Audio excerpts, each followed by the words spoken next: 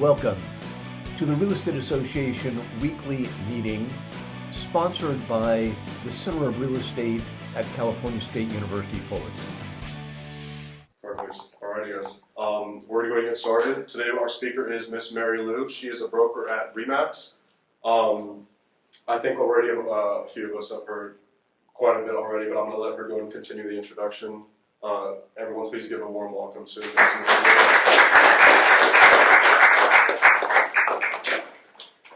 Thank you for having me, Greg. Thank you for inviting me. I want to start by thanking the university. This is my alma mater. I sat in those chairs. Of course, back then we didn't have this building. It was a lot smaller. So I sat in those chairs, and the university gave me my foundation, and I got my bachelor's in economics and my master's here. I went into banking. I started a little bit of real estate, went into banking, spent 20 years in banking, and about 11 years ago I decided to go into real estate. So, I spent who knows how many years trying to get my master's, maybe 4 or 5 years, and then I go and spend a couple $100 getting a real estate license, and I made more money than I could have ever imagined. So today I'm going to walk you through my journey. I'm going to get very personal with you because I like to connect with people. It's what I do in my business. And I want you to ask questions. Nothing's off limits, so I'm going to get started with that, and hoping that I can be your shining light along your way to get you guys to where you want to be. I wish I had that when I was here. But nonetheless, you guys have a great support system. It's an amazing university. The stuff that's happening with real estate is incredible here. I talked to a professor from USC. Last night I was at a fundraiser in Newport, and they are nowhere near with what you guys are doing here. So amazing opportunities. So with that said, I'm going to get started. So when I was invited to speak about what made me successful, I struggled with that question because for a long time I thought I knew the answer. I thought success was money, making lots of money, getting my next shiny car, my next new house, more deals, and again, more money. Money to me was an addiction. The more I made, the happier I felt, right? Real estate gave me things I never had growing up. And I mean that. I didn't come from comfort. I came from a small town in Mexico where we had very little.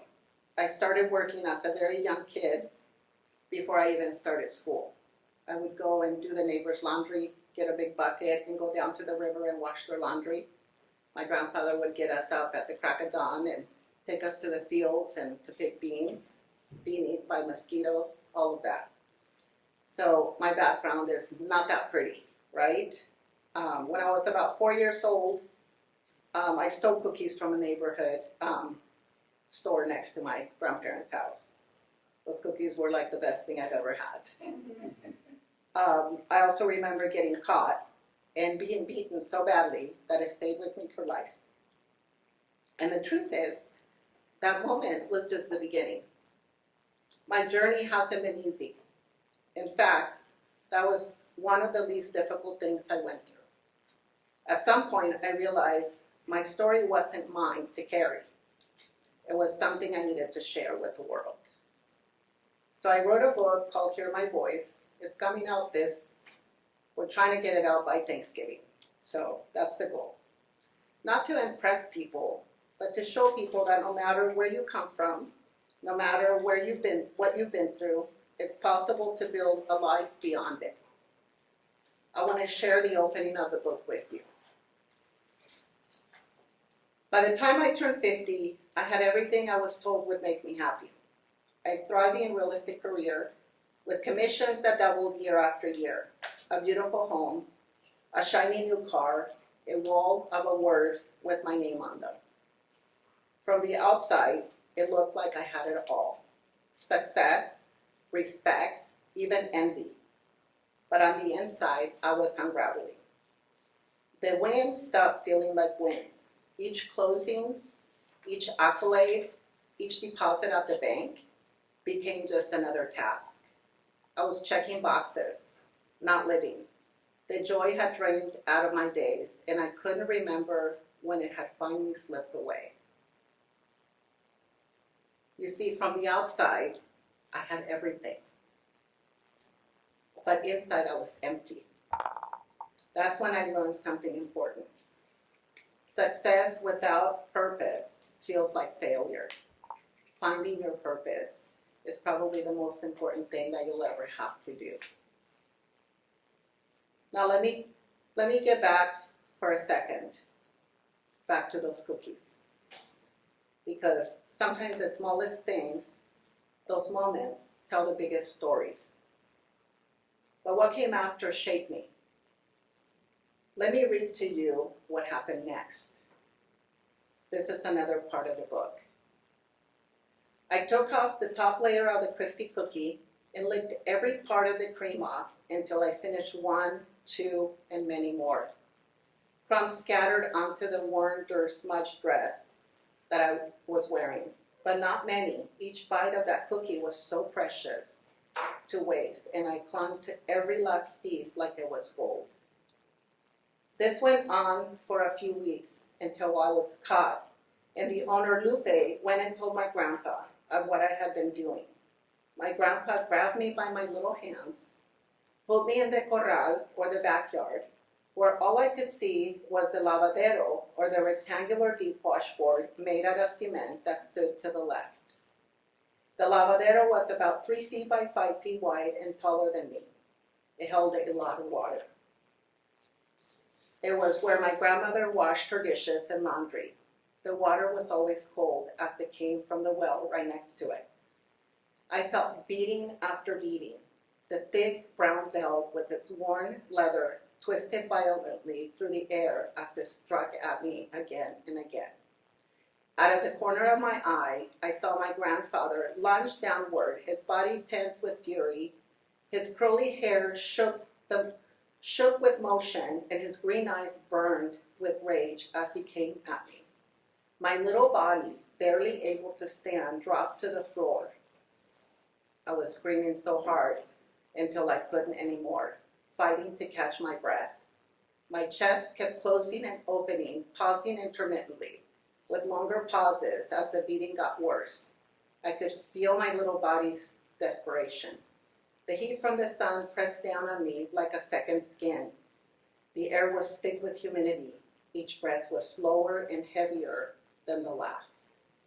Tears dropping from my eyes, I could feel the dirt on my hands as I tried to wipe them clean. I heard my grandmother in the distance, running towards me, screaming at my grandfather to stop. I was grateful she came to my rescue. I think this was the closest I ever came to thinking I was going to die. So how does this little girl survive something like that? How does she go from that to standing here in front of you? What drove her? Hunger? Fear? Hunger to survive? Hunger to get out? Hunger to become something more? Fear of failure. When I started at Century 21, I got my license in 2012. And again, I was going to go part-time and do real estate. And I was lucky I found Century 21 in Mission Viejo. I go in there, the manager's like, oh, just go send out turkey flyers. Give away a turkey. So I did what she told me to do. 6 months into it, I was regretting going into real estate. I was like, how? I gave up becoming CEO at a credit union. What am I doing, right? And then a guy named Lenny showed up. Tall Asian guy, and he's got about 10, 15 of us in a boardroom. And he's talking about these amazing agents that he's coached that are, multi-billionaires, right? I'm like, Lenny, I'm afraid to fail. I don't want to fail. Teach me, show me how to do this, right? So he's like, you really want to do real estate? I'm like, yes.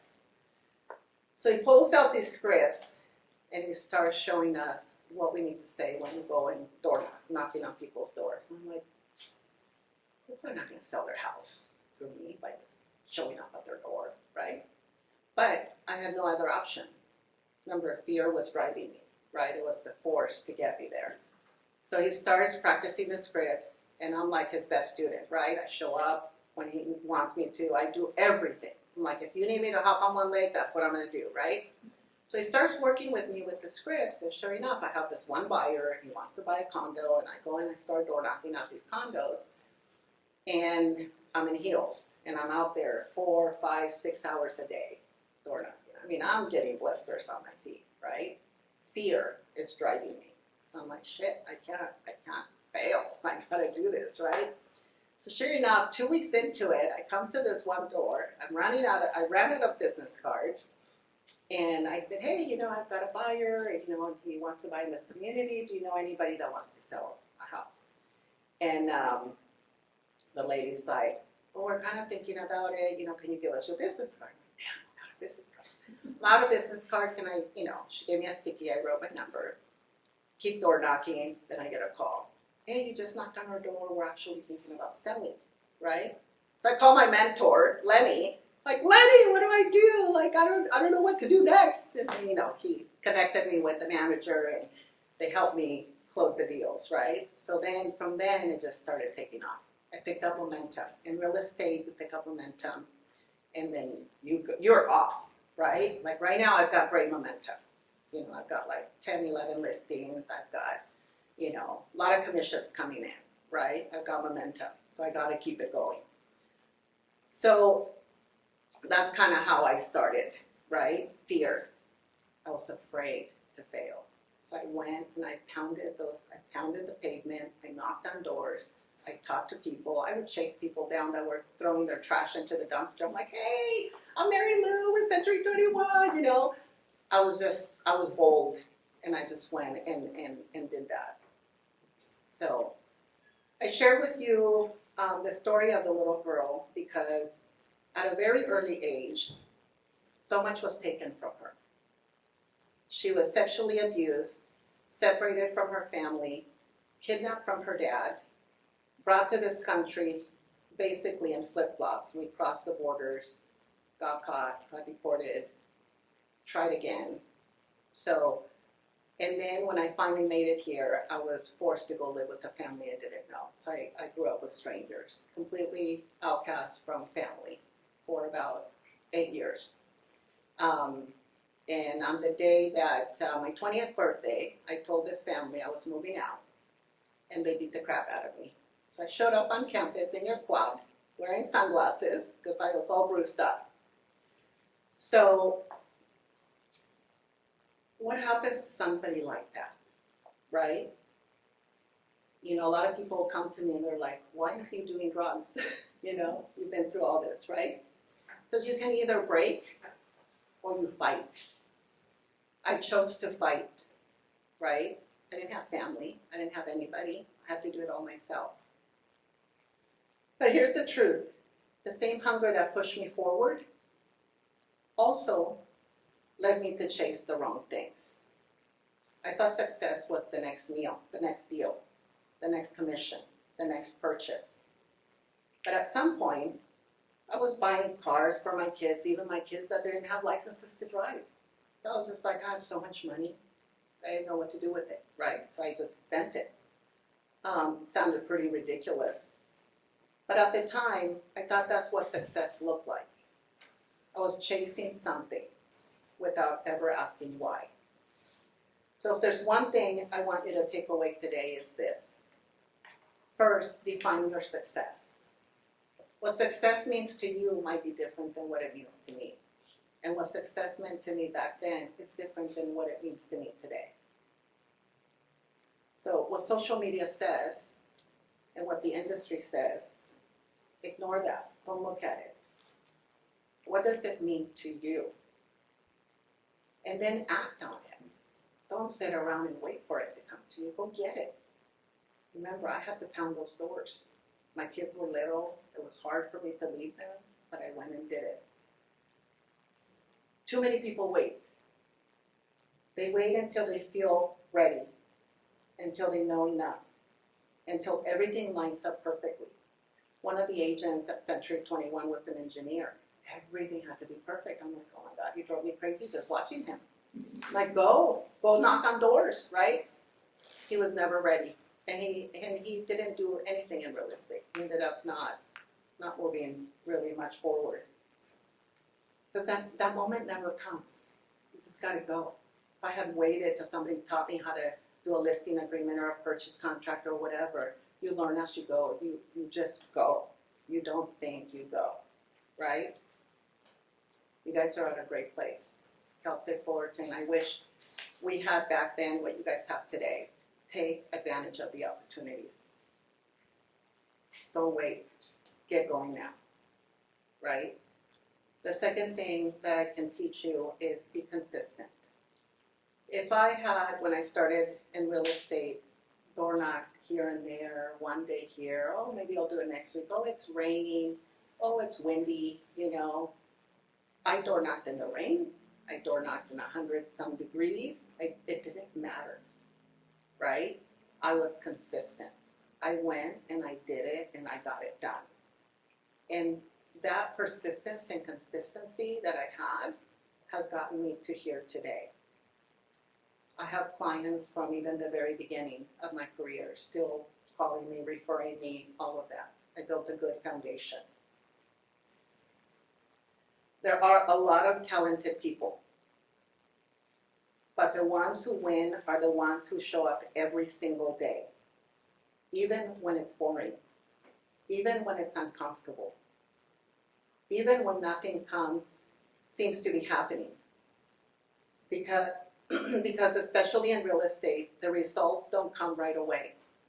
It will take time for you guys to get your first deal. But consistency, persistence, all of that will get you to where you want to be. So stay consistent and the deals will come. Third, relationships are everything. This business is not about properties, it's about people.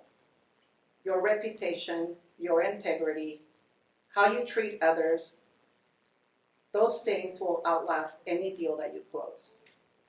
Remember the people that I met in the beginning. I door knocked this one community and I left a business card because the client didn't answer the door. She called me within a few days. I sold her a house, put her into rental, she bought another house, and then I sold her another house. And then she referred me to a client who ended up buying like 3 or 4 houses. One business card. I mean, we're talking well over $200,000 in commission, right? Persistence. Everything I built came from relationships, from trust. You build that now. People will read through you if you lie.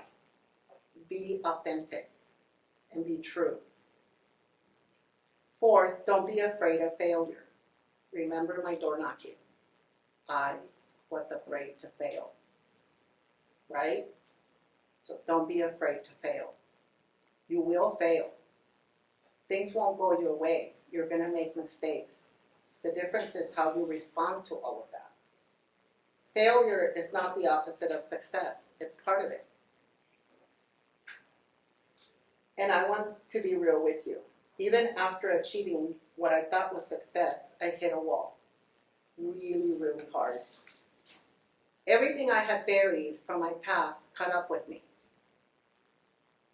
And that's when I had to stop, do the work. I went to therapy. And keep in mind my background. I come from a Mexican family. Therapy is frowned upon. Therapy is for the crazies, like not for me. So it was hard for me to show up at the therapist's office and do the hard work.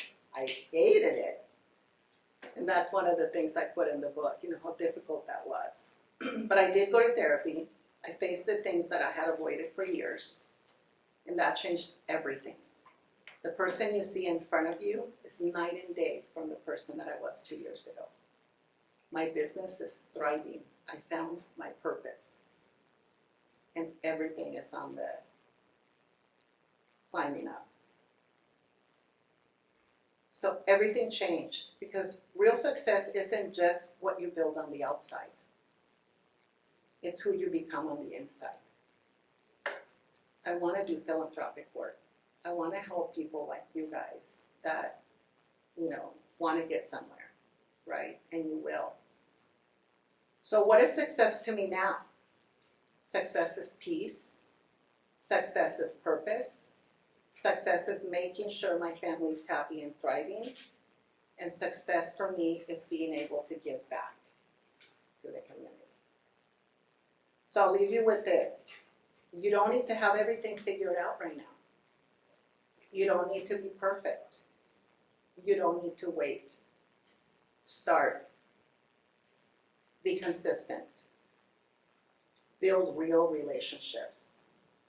And keep going when it gets hard, especially when it gets hard. Remember how I had to figure it out? I had to fight. I fight every single day, right? Because I don't just want to be where I'm at. My bar keeps moving. Well, I want to reach these goals. Well, I reach them. Okay, let's move the goalposts, right? Always be thriving for higher. And when it does get hard, face it, fix it, and grow from it. Your life experiences will show you the way of your path. I can help you and I can be your shining light. And I gave all of you a little gift with my card. If you ever want to pick my brain, want to call me for something that, hey, Mary Lou, there's so many different options for real estate, so many different careers.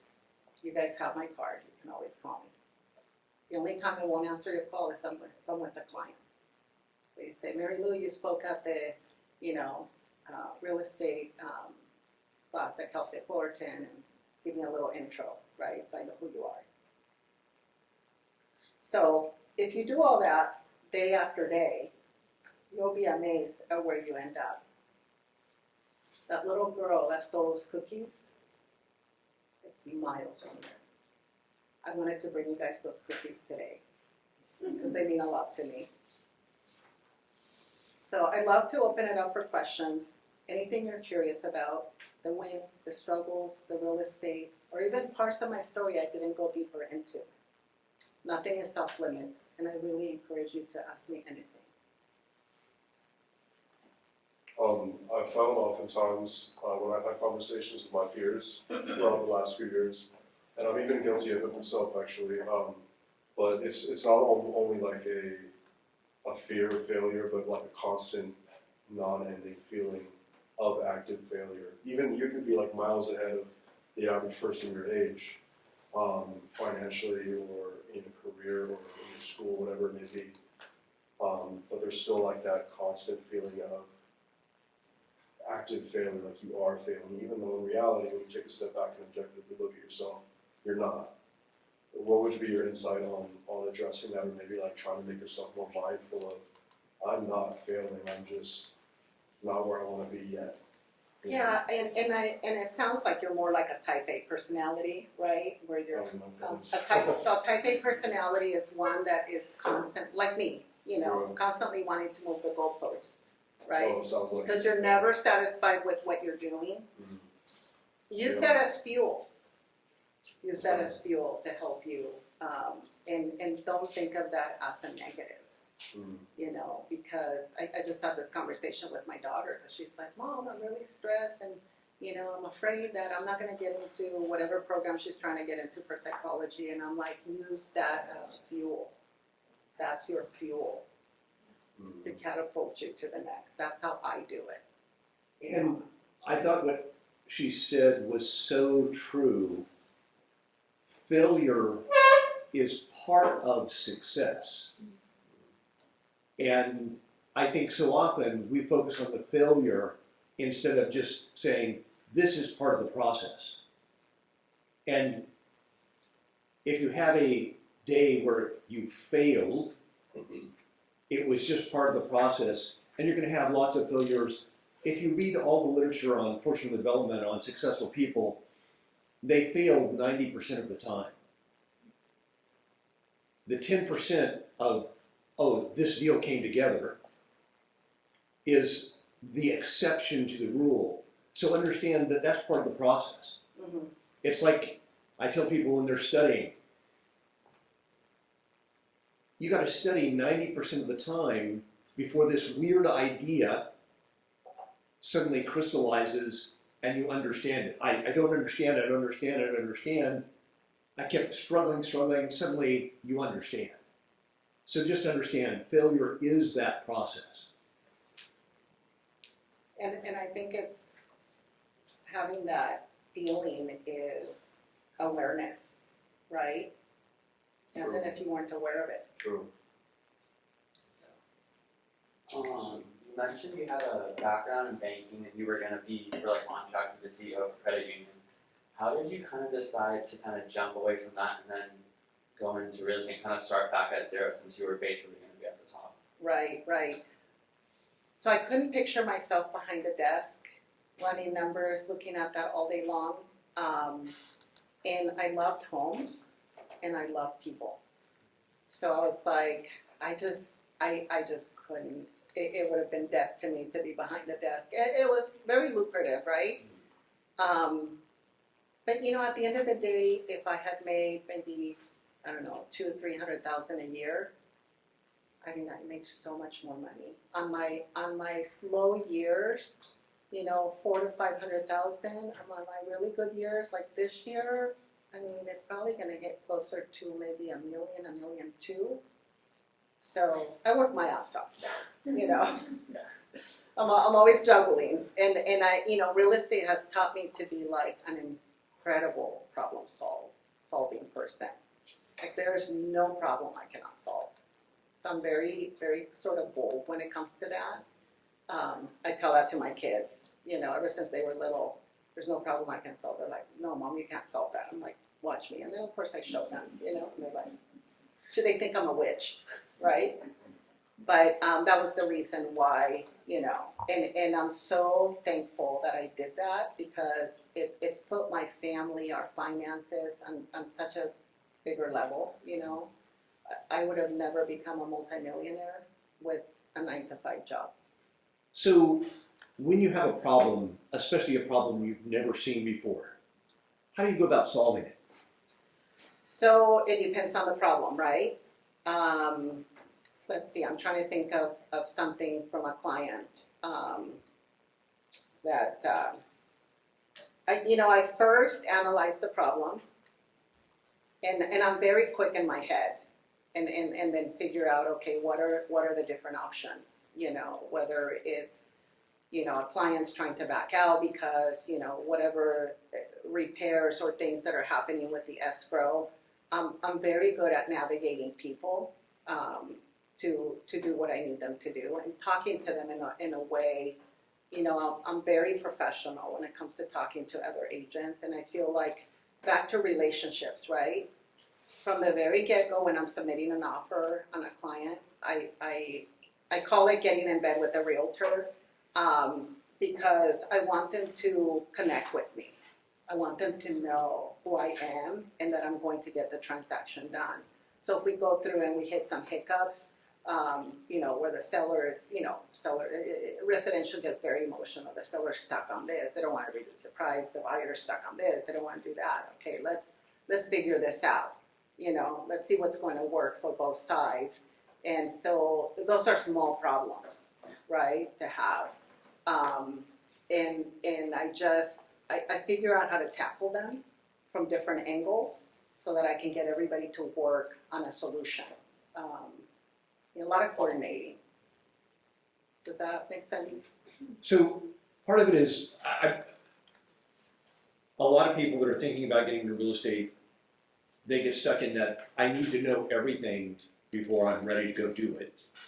And I keep telling them, just go do it. You'll learn a lot more by doing it. So how did you develop? I mean, 12 years into it, you're a problem solver.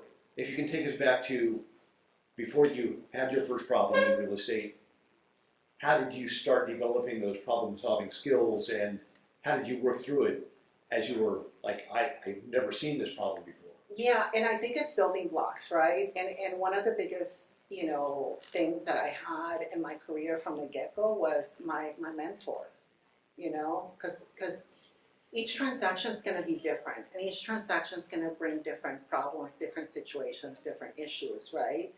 So, and if you come across certain agents that are very cutthroat, they will try to slip a fast one on you. So you have to always be on alert. That was really a blessing with my mentor, is that if I came across something and I'm like, hey, like, how do I handle this situation? He was always there to sort of kind of help me navigate through the paperwork part of it, right? The rest of it I would handle. So I think, Greg, a lot of it was each transaction was a building block, right? Today, the number of problems I run into on a transaction that I can't handle, it's like less than 0.001%, right? Because I've become sort of a pro. But it took a lot of different transactions. I think once you get past maybe like your 10 to 15 transactions, then you'll start really developing a good comfort level for, what to look out for, how to navigate through. Because there's so many different personalities. You got the buyer, you got the seller, you got the listing agent, and if you're representing the buyer, you're the buyer's agent. So it's a lot of different things, right? And sellers can sometimes, especially right now, I've got all these listings right now, and I've got a seller from Switzerland, and she's stubborn as heck. Like, she's like, I'm sticking to my price, not reducing it. I'm like, okay, well, gonna stay a while, right? And then I've got the buyer's agent coming, going, well, it's got all these, it needs so much work, and I can only offer 1.5, and you're asking 1.8, and I'm like, go buy a different house. Right? Like, I can't help you. So each transaction is going to teach you different things, and you'll have building blocks as you go along, right?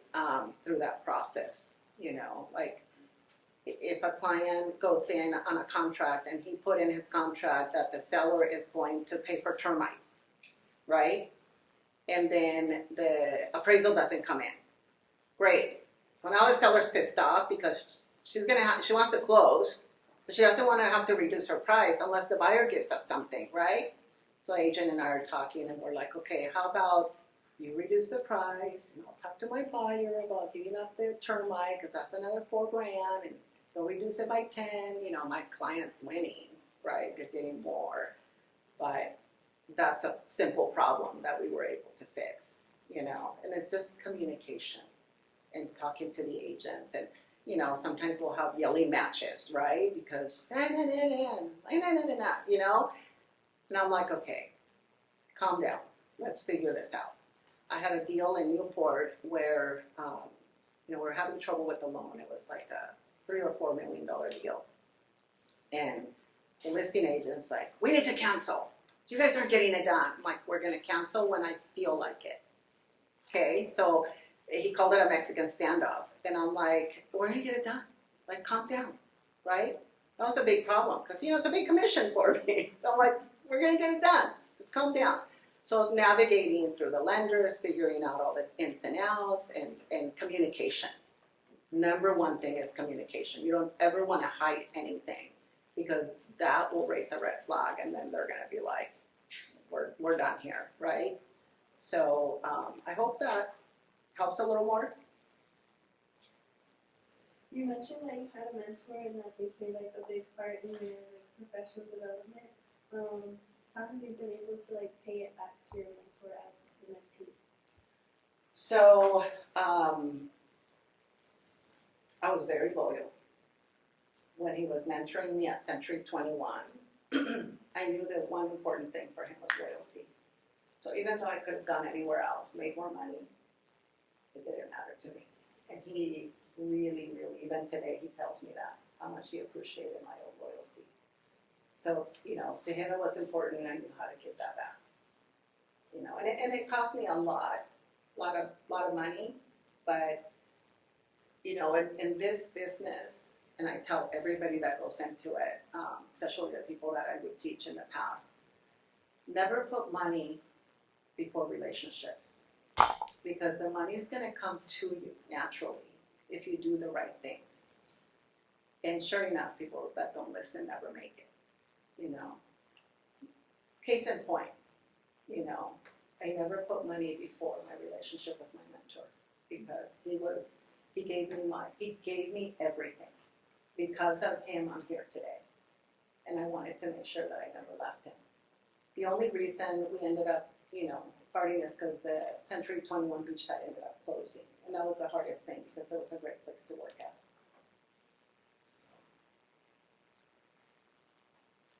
Is there any book that you read and you said, oh my gosh, this book is the one which changed my life? In real estate or personal development, whatever the book, So you said this is the book. yeah, when I first started in real estate, Lenny, my mentor, gave me a book, and I didn't understand it. I do understand it today. It was The Science of Getting Rich. And I was like, why is he giving me this book, right? And in that book, the reason he gave me that book was because when I would go door knocking, he wanted me to go door knocking with intention. You guys know what that means? So when you go door knocking, you don't just go going door knocking, I'm gonna hit 100 doors, right? You focus, you center yourself, I don't know how many of you meditate. I've traveled a long journey, so I'm at a different place now, but back then I didn't understand it. So you meditate, you focus, and you picture yourself getting a listing. And you start door knocking, knowing you're gonna get a listing. He wanted me to learn that very early on. And I kind of practiced it a little bit, but I didn't fully get it until today. Today, my intention and my purpose are like way out there, right?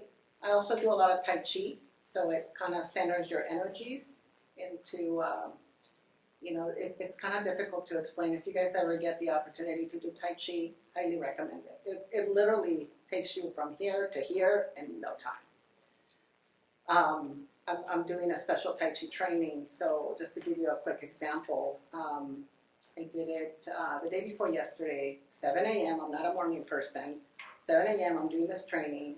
They're just showing me how to center all my energies. And then next morning, like right after, or I think it was that morning right after I did it, I get a call from a client. Please come list my house, and it's been like that. Come list my house, come list my house, come list my house, right? It's the thing Lenny was trying to teach me. It took me a long time to learn, but I feel like my business is flowing effortlessly. And it's because that item that he was trying to teach me. It's, it took me a long time to grasp it. But I feel like I'm at a point where my life is about as perfect as it can get, right? And it's only getting better. So I would say that was the book. I was just gonna ask, maybe I missed it from the beginning when I walked in, but you have residential experience, but what commercial type do you have experience in? So I sold retail. Right now I'm selling a commercial dealership and commercial lots, leased a lot of commercial. And I only do it when clients come to me. It's a different space, commercial. And I'm not saying anything bad about commercial because, the difference with commercial is you're dealing with CEOs, professionals, business owners, all that, right? Which has its own perks. You take away more of the emotional side. It's more mathematics, right? The residential side is very emotional. You've got buyers that are maybe first-time buyers or sellers that are first-time sellers or repeat sellers, and it's just a whole different ballgame. So when I went into real estate, I wanted to master everything about real estate. I didn't just want to sell a house or a condo. I wanted to learn how to sell a mobile home. I wanted to learn how to sell land. I wanted to learn how to sell commercial. So I feel like I've learned everything with regards to all that. The one areas that I try to stay away from is selling businesses. I have a client right now. It's like, can you help me buy a business? And I'm like, it's just too many numbers, right? So, yeah, I hope that answers your question. Yeah, and then a second question I had on that was, when you became a parent, and I know real estate is just like a constant go, go, go, and it is just commission based. So when you became a parent, or I guess that's the direction I'm going in. Like, what like hurdles or how did you navigate raising kids while also growing continuing like snowball effect in your business? Yeah, so if you're able to, you're thinking residential or commercial? Commercial. Commercial. I mean, commercial, I think it's, you have, especially if you're doing like listings in commercial or a lot of leases, I think it's easier, right? To be able to say, because a lot of the commercial agents I call, they don't answer their phone past 6 o'clock, it's like they wait till the next day. So I think you guys have a lot more flexibility in that way, that you'll be able to really, focus on your family and all of that and still make some really good money. Because commercial does, you do make really good money. Like I have the commercial deal that I have right now, I'm making 6% commission on it, right? And, if you structure it correctly, you can even go up to 10% and then keep 8, give 2 away to the buyer's end, right? So it just depends on how you structure. But I think you'll enjoy it and you'll be able to do what you need to do with your family. Whereas residential, you're at open houses on weekends, there's a lot. You're on clients. There's a lot more, yeah. Okay. Yeah, exactly. So you are a broker, so what kind of advice would you give to a beginner investor in residential real estate? Well, right now, the market where it's at, you're just not getting the returns, because investing in real estate all has to do, on what you're making, right? Especially if you're taking out a loan, the rates are way too high. But if you can find a deal, which are very rare right now, I would wait it out a little bit till the rates drop, and then you can start. I wouldn't wait till you're full on into the rate drops, right? You catch it at the beginning so that you can catch some of those deals. And it depends on where you want to invest. You want to invest in like 4 units or less, or you want to go into more of because 4 units and less is residential, right? Once you get into 5 units or more, then you're looking at commercial, and that's different financing. So, residential, I mean, you can still do pretty well. It's just, especially, if you buy like around like the universities, Chapman, those places. But again, it comes down to the numbers, making sure that they make sense. So I try to tell my clients, I have a client that buys a lot of properties just to have a legacy for his grandkids. I try to tell him to diversify.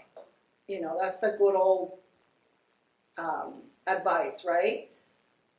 And by diversify, I mean buy a 4-plex, buy a triplex, buy some condos, buy some single families. So just diversify the portfolio, because single family, man, the rents they just keep going up, and I think you'll do well in those. This is obviously getting the right price. And then if you go kind of out of Orange County, Corona's kind of priced out, right? But you still have Riverside County, which is like, I mean, they've got some good deals out there, and if you catch it during these times, as long as the numbers make sense. Does that kind of answer it? Yes. Yeah. It certainly does. Yeah. Do you guys have another question? So I have a question. If you think about buying and investing and holding long term, when is a good time to buy? I mean, when you're thinking I'm going to hold long term, anytime really, right? Because it doesn't matter. But if you're thinking I'm going to buy today, this is the advice I give my clients. I'm going to buy today, Mary Lou, but I'm thinking about selling in 2 years. Well, we don't know where the market's going to be in 2 years, right? But if you're going to hold on to that property, if you look at the charts, right, it's like this. Look at the real estate charts, right? So the market goes up, it goes down. Sometimes it goes down, 2008, we had a big drop, right? But look, we bounced back up. Like, we're still on the upward climb, and historically we're on the upward climb, because inflation alone is going to raise prices higher, right? So if you're thinking I'm going to hold this, like my client, he wants to hold these properties. He doesn't care. It's like, of course, we always want to try to catch it when it's, when it's a good market, but sometimes we can't time it that way. So, buy when you can, and I'll tell you why. Because you don't know where your financial situation is gonna be next year. What if you qualify today, but next year you cannot qualify, right? You would not be happy with yourself that you missed out on buying that property last year. And this has happened to clients of mine, and for the life of me, I'm just like, it's just no matter what you tell them. And it's only happened with like 2 clients. You know, I closed over 300 transactions. 2 clients they just didn't listen. They could have bought when the rates were like 3.5, and here they are, you know, whatever, 5, 6 years later. And it's like, I can't help you. Like, you know, you didn't listen. And it's hard when clients don't listen, but for the most part, people, you know, when you know what you're talking about, and you guys are coming out of Cal State Fullerton very highly educated, so you're already ahead of the curve, right? So you can really, even though you may be inexperienced, you can trump that because you can come out and speak numbers, right?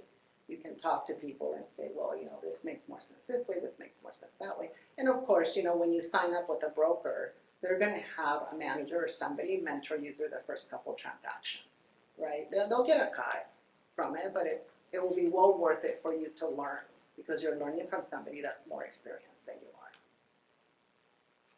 are. I've heard of people being real estate agents and mortgage loan originators. Is that common, and would you recommend it? I mean, I see it, you know, agents that come and put offers on my listings and stuff, and they're doing the loan as well. It depends on what you can juggle, you know. I always think focus on one thing, become an expert at that one thing. And then later down the road when you're like, I'm a master, like I can do real estate in my sleep, right? I'm, you know, not trying to toot my own horn, but I've closed enough deals that I can do it in my own sleep.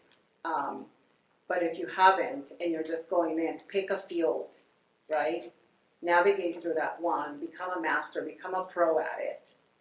And then down the road, you know, that would be my opinion, right? Is then down the road say, okay, I'm gonna set up my brokerage, I'm gonna have my lending side, I'm gonna have my real estate side. Then you can have, you know, because otherwise it's just, you're really not focused, right? On the one thing that you want to be successful at. And you also mentioned how you knock doors. How long did it take you to stop knocking doors? Did you train people and then build your own team? So after the first couple years, and that's what Lenny had told me, he's like, you're only gonna have to knock doors, you know, for a couple years, and then, you know, you'll build your client base, which is kind of pretty much what happened. Because in the very beginning, you have more time than money. And he told me this. In the very beginning, you have more time than money. So you go, you pay $50 for business cards, right? And then you got your feet. You might have to invest on a few pairs of shoes, which is what I have to do. But you go knock on doors. It's like practically free, right? And so that took a couple of years. I only started training some young agents a few years back because, again, I wanted to kind of pay it forward, right? And Lenny was really good about teaching me that, pay it forward. You know, that was another way to kind of honor his legacy, right? But, you know, again, these agents, they didn't want to work. So they were wasting a lot of my time. So I recently just made the decision. I'm like, I just can't help these kids. They don't want to work. And they're taking a lot of my time. And when you're in real estate, you know, time is money, right?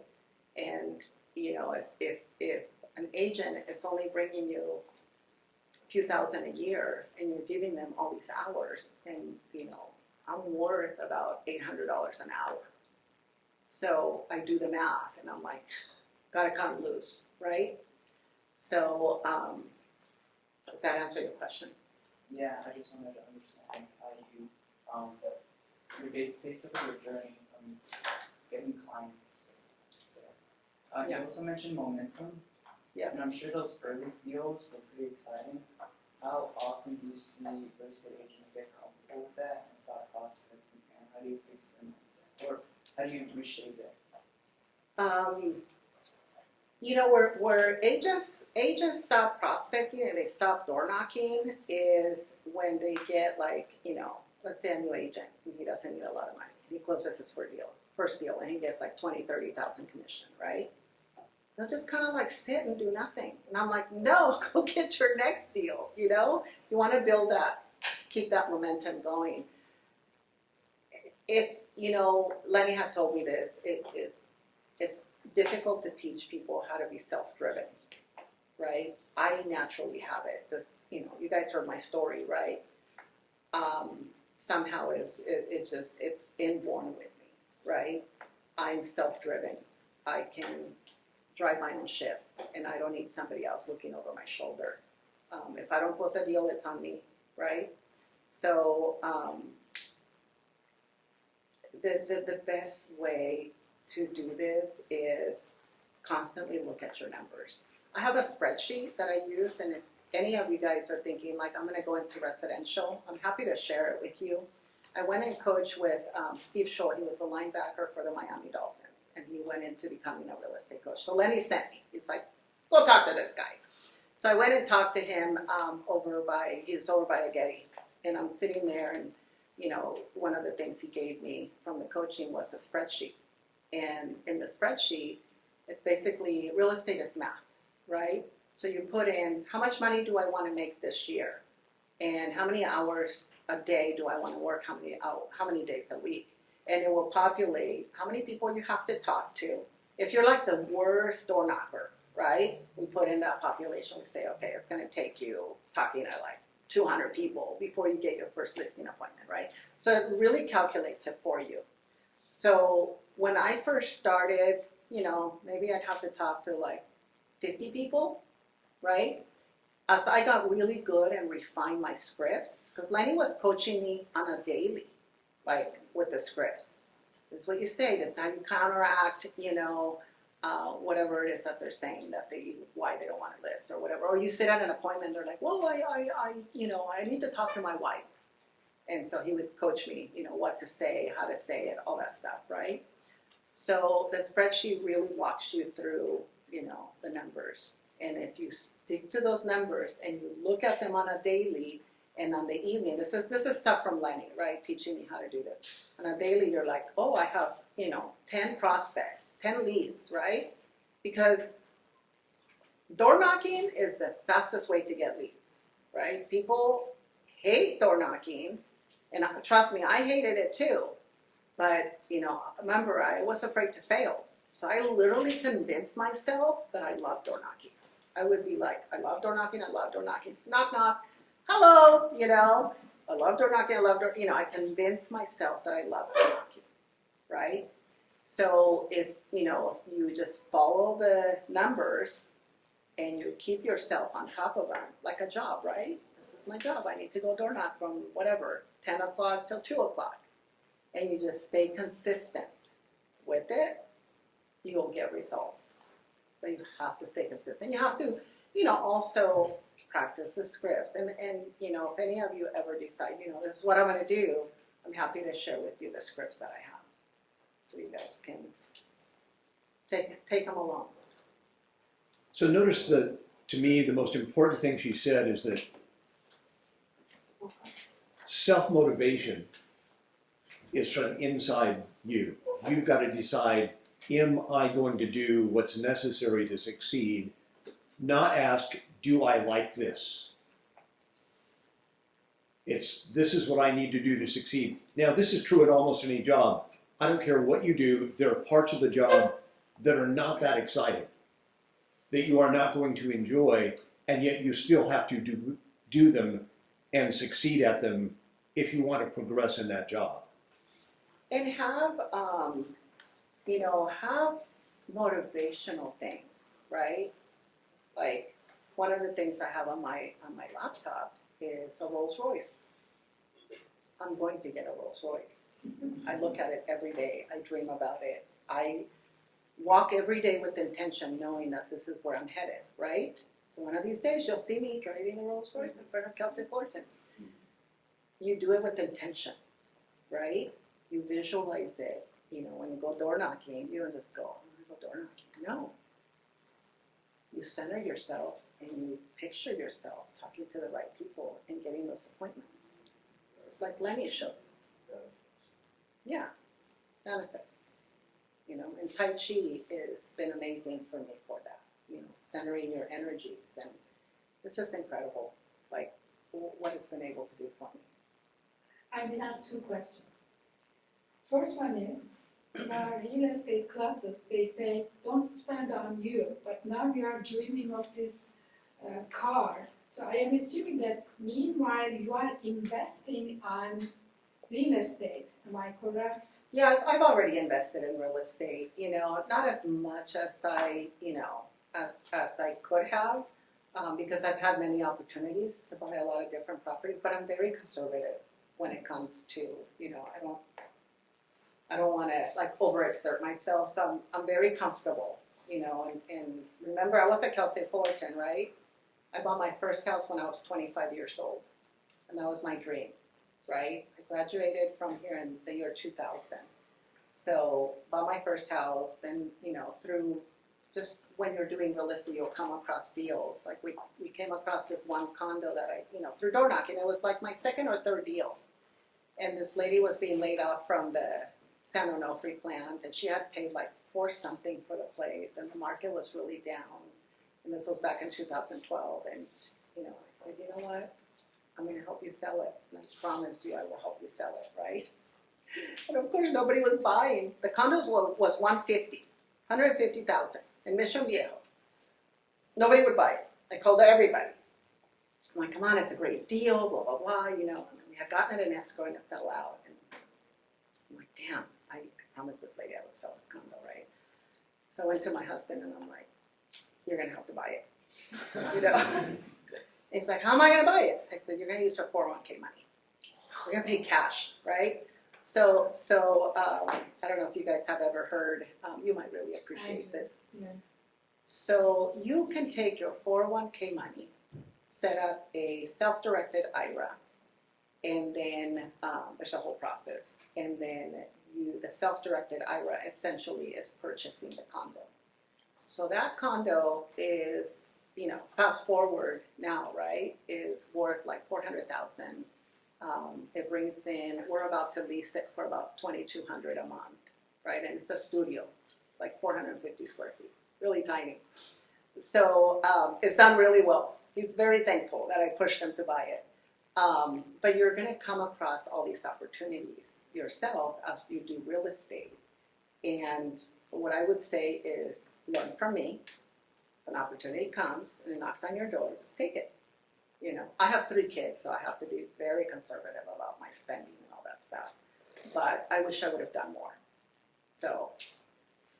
My next question is, so I'm assuming that your age and my age are very close to each other. Yeah. So you and I relate myself to yourself. And we work hard. Yes. And we would like to provide good life to our kids, but we want them to work hard as well too. Correct. However, we do not see that kind of enthusiasm on their part. So my question is, what do you think about this generation? I love this generation because Oh, wow. they bring a different level of energy, right? You know, look, a lot of them have been a little pampered, and I'll tell you, my kids are a little bit different, and I think part of it is because I was always telling my story, right? And as I was telling, especially my daughter, I was sharing with them my story and how I came across and this and that. My daughter, one day, she's like, Mom, you should really write your book, you know, write a book, right? My youngest is 19 years old, and I think because they've heard me talk about my story so many times, I don't know what I did, or maybe because they watched me work so hard, something along the lines reshaped them. My youngest graduated valedictorian from OSHA. He's at NYU, AC in every class. He took so many AP classes that he, at NYU, he can finish his pre-law in 3 years instead of 4. And then next year, he'll start applying for law school. My middle daughter, she's at UCI, and you know, I was telling you, she's very stressed because she's like, Mom, you know, blah, blah, blah. Like, what if I don't get into, you know, stress drives her, and I told her that. I said, use the stress as fuel to drive you, you know. She's spiritual, but she hasn't quite gotten that whole manifestation, you know, meditation type thing. I'm like, would you like to go to Tai Chi with me? You know, because I know how well it works, right? So I think a lot of people look at this generation and say they're lazy, they're this or that, right? That's what I am saying. Yeah, but I think, you know, again, remember, I'm a problem solver, so I look at everything as a challenge. If I don't have a problem on any given day, I'm like, oh, can somebody bring me a problem so I can solve it, right? I have an obsession with problem solving. But I think you guys just need guidance, you know? I think you need mentors. I think you need leaders that can come in and show you the way and shine the light for you. Because, you know, you have lived a different life. You know, I remember because my oldest is about your age, and everybody gets a trophy, right? You remember that? Yes. Soccer, everybody gets a trophy, and it's sad because we sort of did that to you guys. And now I think it's our job as leaders to light the path for you and show you that you can do it. The other thing to remember is that if you go back through history, every generation for the last 3,000 years, so that the generations coming behind them have it too easy and don't know how to work hard. And that's been going on for 3,000 years. And then there's a book that I think, to me as a parent, was life-changing, was Parenting with Love and Logic. I wish every parent, every kid that had a kid was required to read that. And they also have a little companion book called How to Raise Responsible Kids that to me is unbelievably effective. It's also one of the best management and leadership primers I've ever read. Even though it's dealing with parenting, management, it has direct application to it. The other book, you know, you were asking me about some of the favorites books. I don't know that this is the top one, but through therapy, I'd have to find the title for you, but through therapy, one of the things we discovered is how everything that we are as adults traces back to your childhood. And boy, this therapist like put me on a fast track. You know, I started going to therapy with my husband for marital therapy. And then before we knew it, we were diving in and he's like, I need to just see you. And I'm like, uh-oh. And then he started peeling all the layers and everything. And it's such an amazing book. I'll try to pull the title just to send. If you guys email me, I'll pull it and I'll send it to you. I think it was really life-changing. It will really guide you, especially as you enter relationships and enter marriage and all of that, to be able to really look at yourself and go, oh, this is why I am the way I am. It's because my parents were this way, or my aunt was this way, or my grandmother was this way. It really maps it out for you. It's like the coolest thing. Just a comment. As an old lady, so when things happens to you, don't think as the failure, and think as we said, you know, it's a part of experience. At that time, it might be very hard on you. Why those things are happening to me? As yesterday or Tuesday, Greg was talking. It might be difficult, but believe or not, in the future, what you will say to yourself, at least I said to myself, I'm glad that this hard thing happened to me, because it made me to grow bigger and bigger and bigger and bigger. So if those things, those failures didn't happen, I wouldn't have learned my capacity. Correct. So that is really, really good. So just Correct. take as an, I'm glad it is happening. What am I learning right now? Ask that question, and believe me, you will be flourishing. Very true. Yeah. You can't lose it. You have that outlook. It's about 5:12, you guys. I think we need to go ahead and call time on that. Thank you, so Mary. much. Yeah.